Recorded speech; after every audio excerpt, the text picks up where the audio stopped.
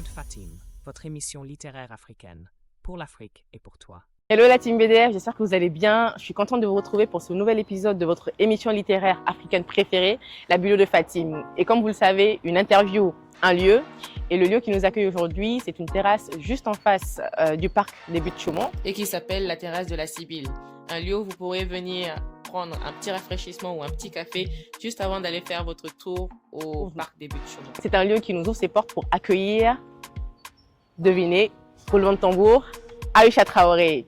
Donc, je vous laisse profiter du générique. Moi, je vais l'accueillir et on est bon. Bienvenue dans la Biblio de Fatim, l'émission littéraire qui vous entraîne dans un voyage à travers les pages de la littérature africaine et afrodescendante, où les mots deviennent des ponts entre les continents et les cultures. Découvrons ensemble les histoires, les poèmes et les voix qui nourrissent l'âme et l'esprit du continent. Plongeons dans l'univers fascinant des écrivains, écrivaines et autres acteurs littéraires africains porteurs de mémoire. Explorons ensemble les traditions orales qui se transforment en pages d'encre et vibrons au son des langues et dialectes qui tissent la richesse de la littérature africaine. La Biblio de Fatim, une invitation à la rencontre de l'imaginaire et de la créativité du continent. Rebonjour la team, me voilà donc en compagnie de Aïcha Traoré. Bonjour Aïcha. Bonjour. Comment ça va? Bien, merci. Et toi? Super, oui, ça va très bien, merci. Pour te présenter, Aïcha, elle a beaucoup de casquettes en fait. Je ne sais même pas par où commencer. Elle est fondatrice de la maison d'édition Anka Élévation, co-fondatrice de l'association Ode à la littérature avec Fatoumata, que je salue chaleureusement. Tu es aussi co-initiatrice du salon du livre jeunesse des banlieusards. Ça fait beaucoup. Franchement, comment tu fais? Parce que c'est pas fini. Aïcha aussi, avant d'entamer cette vie dans le monde de la littérature, tu as travaillé pendant 20 ans, si j'ai la bonne temporalité, on va dire, dans le monde du salariat, de l'assurance entreprise. Comment tu arrives à gérer les deux en fait? C'est pas évident. C'est pas évident, d'autant plus que je suis maman aussi de 3 enfants. Mais au niveau salariat, en fait, moi, je dis que cette expérience-là, l'expérience que j'ai en tant que salarié me permet justement d'avoir cette liberté en tant que chef d'entreprise. Je ne suis pas à temps plein, évidemment, parce que sinon, ce serait impossible de porter les deux sociétés, l'association, etc. Mais ça me permet en fait d'avoir cette indépendance financière que je n'aurais certainement pas si j'étais à temps plein. Eh ben, franchement, vous voyez, là, les femmes admirables, inspirantes. Bravo pour ce que tu fais, parce que rien que pour le salon du livre jeunesse des banlieusards, ça c'est un grand pas en fait. C'est un grand pas et c'est une porte qui s'ouvre pour beaucoup de jeunes qui n'ont pas forcément accès à ce genre d'événements. C'est vraiment l'objectif qu'on voulait. En fait, avec Fatoumata, on a commencé par créer l'association Ode à la littérature, parce que justement, on avait créé un événement autour de la diversité au niveau de la littérature jeunesse. Et on a vu en fait l'impact que ça a eu déjà autant qu'adultes, les personnes qui étaient présentes, mais le fait d'avoir réuni des enseignants, des psychologues, des maisons d'édition, etc. pour parler de l'importance de la représentation, on s'est dit qu'on ne pouvait pas en rester là en fait. Et c'est comme ça qu'on a créé l'association Ode à la littérature et à travers elle, on a commencé vraiment à promouvoir la littérature, la lecture, l'écriture auprès des enfants en organisant des scènes ouvertes pour permettre aux enfants de s'exprimer, des librairies éphémères justement pour essayer de promouvoir ces acteurs indépendants de la littérature. Et le salon, comme tu le dis, en fait, c'est vraiment une grosse pierre à cet édifice-là parce que justement, on réunit la librairie, c'est plus entre guillemets à petite échelle. Généralement, on a 7 ou 8 auteurs ou maisons d'édition. Là, on a une 50aine d'auteurs et de maisons d'édition qui viennent de l'étranger aussi. Et ce qui est spécifique par rapport aux librairies éphémères, c'est qu'on délocalise, on va dire. Au lieu de le faire à Paris, on le fait en banlieue, à Vigneux-sur-Seine. Et pour nous, c'était important en fait d'apporter cette pierre à l'édifice, à cet endroit-là, auprès de ces jeunes-là. Eh ben, c'est tout à votre honneur. Hein. Et donc, je rajoute que, parce que c'est pas fini, hein, quand je vous dis qu'elle a plusieurs casquettes, Aïcha est aussi autrice de plusieurs livres pour enfants. Elle est éditrice et aussi autrice. Notamment, ton premier livre pour enfants, c'est Au secours, je ne veux pas d'une autre maman. Tu as aussi écrit un livre sur les héros d'aujourd'hui. Hier, aujourd'hui et demain. Exactement. Et ton dernier bébé, Stop la tablette, pardon. Ce que j'aime bien dans tes livres, c'est le fait que rien qu'avec le titre, tu sais déjà dans quoi tu t'engages. Donc, ça fait que pour les enfants qui, on va dire, qui savent lire, tout de suite. Le ton est donné. Exactement. Ouais. D'ailleurs, pour continuer sur ça, qu'est-ce qui t'a motivé à écrire plutôt des livres pour enfants et pas te lancer dans un autre registre comme les romans ou la littérature générale? Alors, franchement, j'ai un rapport particulier à l'écriture. J'ai toujours écrit depuis mon plus jeune âge. À l'âge adulte, j'écrivais d'une manière cyclique, pas du tout pour les enfants, mais vraiment, voilà, j'ai plein de manuscrits comme ça qui sont entamés, qui ne sont pas terminés. Et l'écriture au niveau de la littérature jeunesse, c'était vraiment pour moi la continuité d'un engagement en fait. Je suis une personne qui est très engagée dans le bien-être des enfants, dans les associations de parents d'élèves, dans la dénonciation d'autres problématiques sociétales, on va dire. Et à un moment, je me suis dit, ok, c'est bien de dénoncer, de manifester, d'essayer de trouver des moyens, de porter des projets pour aider les enfants, mais j'aimerais me situer en amont en fait de ces problèmes. J'ai envie d'être aussi une solution. Et pour moi, c'était une évidence qu'il fallait que ça passe par le livre, par l'écriture, pour les enfants, parce que ces problèmes dans la société, ils ne vont pas disparaître. Par contre, ce qu'on peut faire, c'est ce que je me suis dit en tout cas, je peux donner des outils, des clés aux enfants à travers mes livres, tout en toute bienveillance, d'une manière ludique, mais transmettre des messages puissants en fait. Pour moi, la clé, c'est la transmission. Voilà, donc c'est ce qui m'a amené à l'écriture. Donc en 2021, j'étais enceinte de mon 3e enfant d'ailleurs. J'ai commencé à écrire Au secours, je ne veux pas d'une autre maman. Au-delà en fait de la thématique d'un papa noir qui est divorcé, qui s'occupe de sa fille. Pour moi en fait, c'était représenter ceux qui sont très peu représentés. Et en fait, ce livre-là, c'est un tir groupé parce que c'était un livre qui parle d'un homme noir, d'un père solo, donc une famille monoparentale, et casser ces préjugés autour justement des pères qui ne savent pas s'occuper de leurs enfants, ou éventuellement de la belle-mère qui serait méchante, etc. Donc vraiment, moi, j'essaye de déconstruire d'une manière ludique toutes ces problématiques que les enfants peuvent rencontrer au quotidien en fait. En tout cas, tu le fais bien parce que je pense que, je pense tes livres ont du succès. Donc, et puis c'est le but aussi, comme tu dis, tu le fais pour les enfants. Et tu as toujours eu ce souci de bien-être des enfants. Donc, étant aussi maman de 3 enfants. D'ailleurs, ça me pousse à te poser cette question pour confirmer ce que j'ai en tête. Est-ce que tes livres, certains de tes livres, ou peut-être tous, sont inspirés on va dire, de ta vie personnelle, du fait que tu sois maman. Parce que, ok, tu écris pour des enfants, tu as 3 enfants, donc ça a fait un peu sens, mais j'aimerais bien quand même avoir Alors, franchement, c'est inévitable pour moi. C'est inévitable. Même quand je voudrais que ça n'ait pas d'impact, ça en a forcément. Ça en a forcément. J'ai envie en fait de laisser un héritage à mes enfants, mais aux enfants d'une manière générale. Et franchement, je mets toujours en fait des clés, des valeurs, des informations qui me paraissent, je ne vais pas dire indispensables, mais en tout cas nécessaires pour bien se construire pour les enfants. Donc il y a toujours un engagement dans mes livres. Même quand il n'y paraît pas, il y a toujours un engagement. Et oui, ce sont des choses en vrai que je dis à mes enfants au quotidien, mais que je ne leur dis pas forcément des fois. Et c'est à travers le livre en fait que je fais passer mes messages parce qu'en fait, faut pas oublier que ça reste quand même des enfants. L'objectif c'est pas de les charger non plus. D'où l'importance des illustrations dans la littérature jeunesse. Et des fois, je me rends compte que j'écris un texte, je leur lis, j'essaye de me mettre à la place d'un enfant et je me dis non, c'est trop lourd. C'est trop lourd.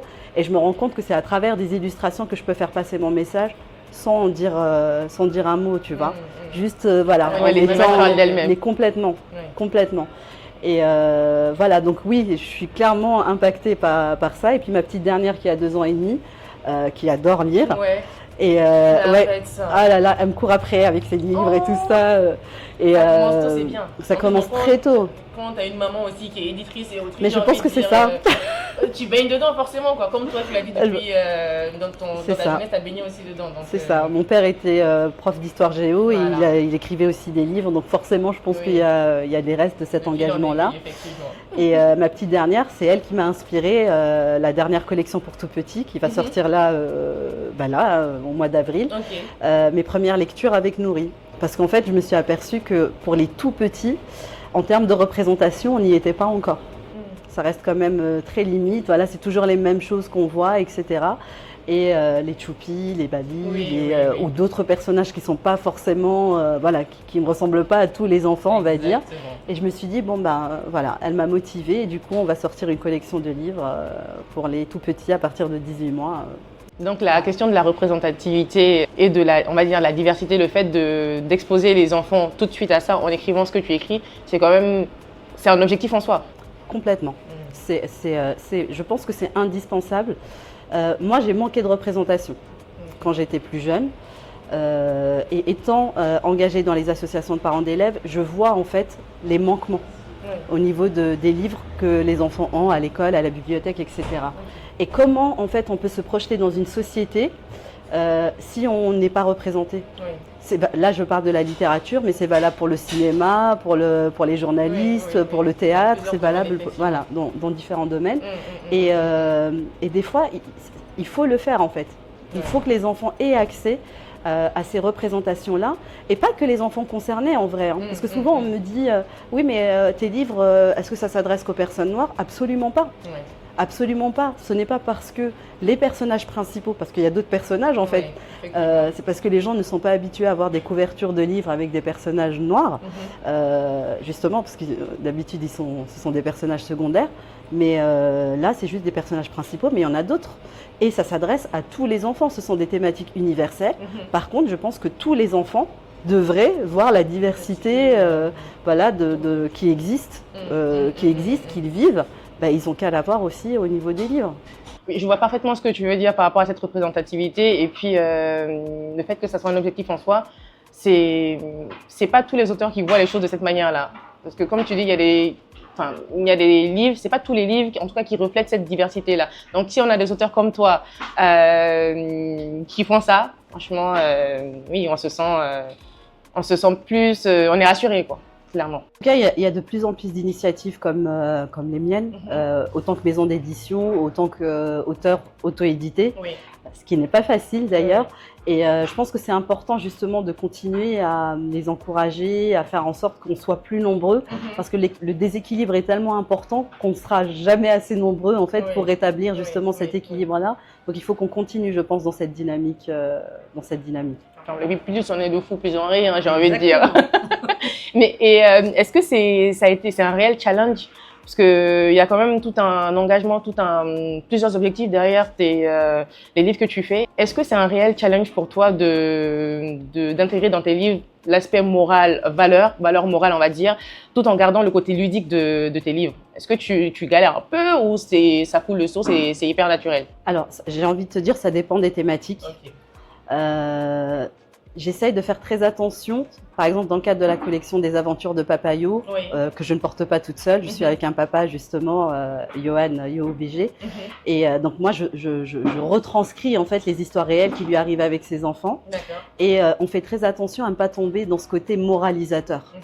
On est parents et on est là, on écrit des livres pour donner des leçons. Non, c'est pas l'objectif. L'objectif, c'est vraiment d'avoir ce côté, comme tu dis, ludique avec les enfants et que ça soit un outil pour les parents, mais sans cette charge, tu sais, on vous juge ou par exemple pour Stop la tablette, on le dit souvent avec Johan, l'objectif, c'est pas de dire non, vous laissez trop les enfants regarder les écrans, etc. On est tous confrontés à ça, moi la première, par exemple, mais c'est de dire essayons d'expliquer autrement à nos enfants pourquoi on essaye de les sensibiliser à leur temps d'écran en fait, d'une manière ludique, parce que souvent on est là, mais arrêtez, mais on pense pas forcément à leur dire pourquoi en fait. Voilà, pourquoi c'est pas bien, d'autant plus que nous on est tout le temps avec nos téléphones. Exactement. Donc voilà, c'est ça. Donc il y a un petit challenge qui est quand même de pas tomber dans ce côté moralisateur. Par exemple pour le roman Héros hier, aujourd'hui et demain. Bon, après, ça s'adresse quand même à des 9-10 ans, Oui. donc il y a quand même plus de maturité, voilà, plus de connaissances, mais de ne pas trop les charger en histoire. Oui. Parce que je parle quand même de personnages historiques qu'ils ne connaissent pas, qu'ils ne verront jamais à l'école. Oui. J'apporte une autre narrative. Il faut essayer de, comme on dit, de doser un petit peu en Oui. fait. Souvent, quand je fais des événements et que je présente mes ouvrages aux parents, je leur explique que c'est bien aussi qu'il y ait une lecture accompagnée. Oui. Parce que l'objectif, c'est d'ouvrir aussi le débat entre un parent ou un adulte avec son enfant pour pouvoir... parce que généralement, j'écris aussi pour les adultes dans mes livres. Il y a toujours une dimension qui s'adresse à l'adulte. Ouais, adulte, ok. Donc tout le monde se reconnaît dedans. Normalement, tout le monde s'y retrouve. Il y en a Eh pour ben, tout le monde. Eh bah, tu réussis, j'ai envie de dire, si c'est un pari que tu te lances, tu te fixes, bah, tu le réussis bien, quoi. Parce que, J'essaye en tout cas. mais j'imagine que tu as des retours à chaque publication, à chaque livre que tu sors, tu as des retours. J'ai de plus en plus de retours et c'est très émouvant. Ceux qui m'ont le plus marqué, c'est pour mon deuxième livre, du coup, Héros hier, aujourd'hui et demain, parce que je partage une grosse partie de ma vie privée. De l'histoire de ma grand-mère qui s'appelait Awisha, qui elle a combattu elle a contribué pendant la guerre d'Algérie à aider des combattants. Oui, parce que, entre parenthèses, Aïcha est algérienne, enfin, Oui, d'origine algérienne et malienne, exactement. Et donc voilà, je voulais lui rendre hommage. Et le message, tiens, on parlait des messages qu'on peut mettre pour les adultes. Le message, c'est dans nos familles, il y a aussi des héros en fait. Héros hier, aujourd'hui et demain. Nos enfants seront les héros de demain, mais il y en avait hier et nous le sommes aujourd'hui. Et pour moi, c'est important en fait que ces messages-là soient perçus. Et quand j'ai reçu des messages, il y a une maman qui m'a dit « mais ton livre m'a fait pleurer ». Alors que c'est un livre pour enfants. Et ah oui, ça m'a bouleversée parce que je me suis dit, mais en fait, elle a capté l'essence même de ce que c'est très personnel en vrai. Tu parles de la personne dont tu portes le nom, parce que souvent on me voit engagée sur certains combats par rapport à l'Algérie, mais on ne sait pas trop pourquoi. Et là, si tu veux, on comprend le lien entre finalement tous mes engagements et la littérature jeunesse en fait. Et complètement. Et par exemple, pour les aventures de Papayo, quand je reçois des messages de papa nous disant « Ah, mais on est content, pour une fois, on n'est pas représenté d'une manière un peu bizarre, etc. » C'est touchant. C'est touchant, pareil pour les mamans et les enfants, c'est encore mieux. Là, quand je fais des ateliers, quand je fais des ateliers lecture avec les enfants, c'est les moments que je préfère parce que mais c'est eux en fait la source. Mais oui, c'est ma source d'inspiration et c'est pour eux qu'on travaille. Et à chaque fois que j'organise des ateliers lecture, le livre en fait devient juste un outil et la conversation s'ouvre avec les enfants et ils confient des choses incroyables. Donc, c'est important de ne pas sous-estimer en fait le pouvoir d'un livre. Ça peut être pour le meilleur ou pour le pire, hein, parce que voilà. Et moi, en tout cas, j'ai l'impression que c'est pour le meilleur. Et bah c'est parfait. Toi aujourd'hui, tu en es arrivé là grâce à ce que tu as fait, ton passé aussi que tu as forgé, l'histoire de ta grand-mère aussi que tu as mentionné il y a quelques secondes.